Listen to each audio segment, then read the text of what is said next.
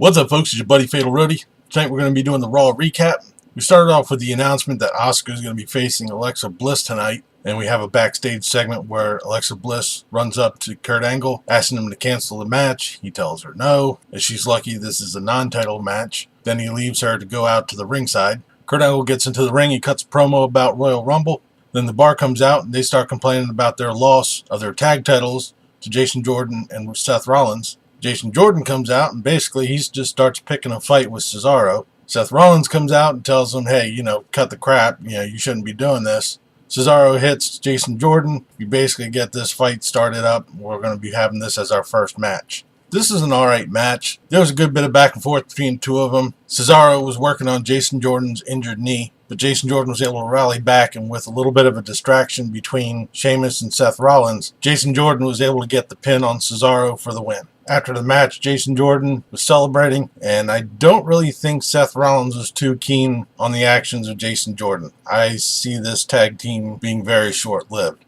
We then go backstage where we have an interview with Roman Reigns. He cuts a promo about his Intercontinental title match with Samoa Joe later tonight. We then have Bray Wyatt versus Apollo Crews. Titus O'Neil and Dana Brooke is at ringside. There was a good bit of action in this match. I was actually surprised. Towards the beginning, Apollo Crews had most of the offense. We got back from the break. Bray Wyatt took over. Bray Wyatt was lining up for his finisher when Dana Brooke got up on the mat to get Apollo Crews up and moving again. Bray Wyatt charged her. She jumped off the mat, which allowed Apollo Crews to get a kick in. He started to go for his powerbomb, but Bray Wyatt countered it into Sister Abigail and got the pin. After the match, Matt Hardy was up on the screen. He's cutting a promo on Bray Wyatt, and as he's sitting there laughing, his screen divides into multiples. It's like, starts off with 2, then 4, then 8, then, it just went on and on until there was a shit ton of them on the screen, and he's sitting there just laughing. This match was pretty good. We really haven't seen these two people going against each other, so that's a plus in that corner. Plus, like I said, the match was pretty good.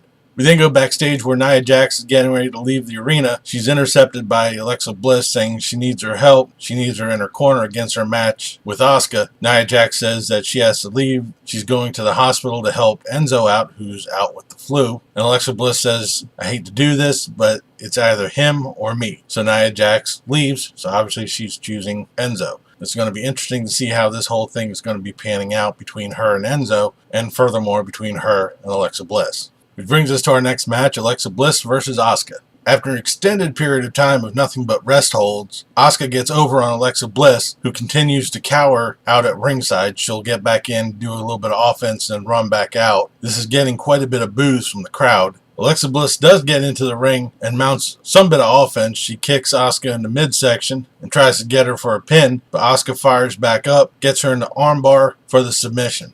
This was a weird match. I really wasn't into it all that much. I think the down part of it, the whole thing, was Alexa Bliss dipping out of the ring constantly and, apparently not wanting to do this match. Obviously for the reason that she's going to get her ass beat. But it just took way too much out of this match and took a lot of it, the excitement out of it. Like I said, the crowd was definitely booing the fact that this was going on as well. We then have a backstage interview by Renee Young, who's interviewing Samoa Joe. He talks about how he injured Dean Ambrose, and now he's a stay-at-home husband living off of his wife's paycheck, who happens to be Renee Young.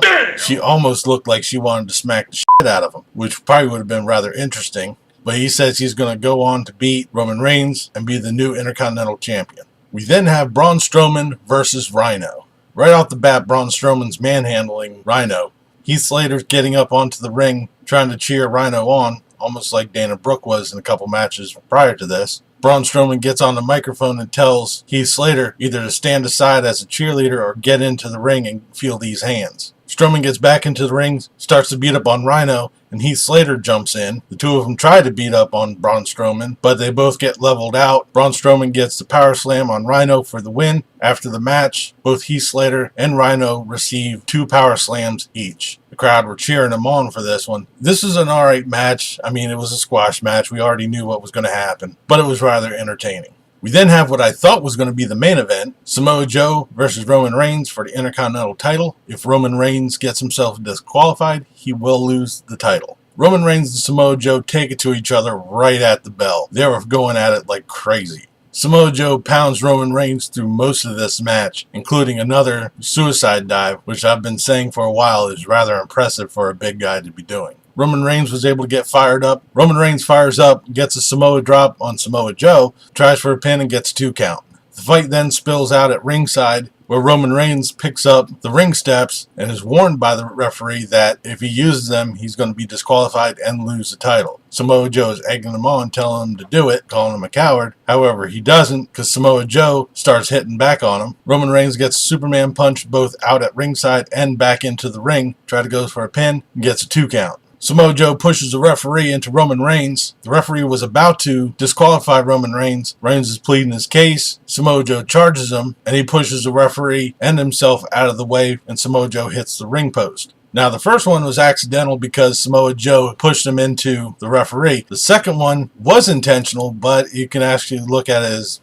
looking out for the referee's well-being. During the distraction, Samoa Joe sneaks a pin, gets a 2 count. He tries to go for the coquina clutch. Roman Reigns gets out of it, was able to get a spear on Samoa Joe for the pin. Despite this one being repetitious, because we've seen these two fight quite a bit from time to time through the year, this is actually a pretty good match. I'm surprised they put this on in the middle of the show. I thought this should have been more of the main event than anything else, but it was good. I liked it. We then have Drew Gulak and Aerie in the ring cutting a promo about Cedric Alexander and Enzo Amore because they were supposed to have a match tonight for the Cruiserweight title, but due to Enzo's illness, that wasn't going to happen. Cedric Alexander comes out and challenges him to a fight and says, well, let's have this being a tag match. The two of us versus you and the next person that comes down that ramp, citing that Cedric Alexander really doesn't have too many friends left, and Goldust music hits. He comes out and says, well, I've had friends in low places, but I've never seen anybody as low as you two. So we now have a tag match, Goldust and Cedric Alexander versus Aerie and Drew Gulak. This is a pretty quick match. It was definitely an odd match for that matter. It was decent. I liked it. There wasn't much flippy shit like I would like, but Cedric Alexander did get the lumbar check on Drew Gulak for the pin. Like I said, decent match. Normally we see, well, in this case, the same 4 cruiserweights fighting each other. They threw Goldust in as a bit of a mix-up, but it was pretty good. I liked it. We then have a 6-man tag match. Elias Sampson, Bo Dallas, and Curtis Axel versus Finn Balor, Carl Anderson, and Luke Gallows. So we have a mini Bullet Club reunion. Now, I say mini because this is probably the only time we're going to see these 3 people teamed up. I don't know why, being that they're all on the same roster, this would be a perfect stable. But I don't do the booking, so enjoy it while you got it. This is pretty much a very quick match. There was a good bit of back and forth between everybody. Carl Anderson and Luke Gallows get the Magic Killer on Bo Dallas. Finn Balor gets the coup de grace on Dallas for the pin. Then the 3 members of the Bullet Club give the 2 sweet in the ring. Like I said, this was pretty good. I really wish these 3 would team up more often, or for that matter, formally form the stable of the Bullet Club in the WWE. However, everything being politically correct and PG, we couldn't use the term bullet, so we'll just have to use the term club like they have been doing, which oddly enough hasn't been mentioned in recent months. We then come to the end of the show where Brock Lesnar and Paul Heyman come out. Brock Lesnar just stands there like a dirt. Paul Heyman cuts a promo on Royal Rumble and the match between Lesnar, Strowman, and Kane. Then Kane comes out, he gets into the ring, chokeslams Brock Lesnar. As he's exiting the ring, Brock Lesnar sits up, almost like Kane and The Undertaker did. And I noticed the big difference is, when Kane and The Undertaker do it, they just sit straight up. You could clearly see Brock Lesnar was using his arms to throw himself back up into a seated position. That's just a little bit of a nitpick there. But nevertheless, he still sits up. Kane goes back in after Brock Lesnar. Brock Lesnar clotheslines Kane outside of the ring, which strangely enough, most of the Raw locker room was still sitting out there. Michael Cole tried to play it off as they were standing outside up on the ramp because they knew something was going to happen.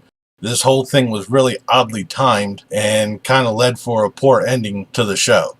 This is an alright Raw. It was a pretty good start for the year. Some of the timing bits were kind of janky. The matches were good, I will say that at least. The only bad match I could say was the women's match, and that was mainly because Alexa Bliss kept dipping out of the ring. But nonetheless, it was a good start for 2018. But that'll do it for this Raw recap. I'll be back tomorrow for the SmackDown review. Leave a comment down below what you thought of tonight's Raw, what you thought of this video. If you liked it, please give me a thumbs up. Don't forget to share and subscribe. I've been Fatalroadie. You've been awesome. Thank you very much for watching.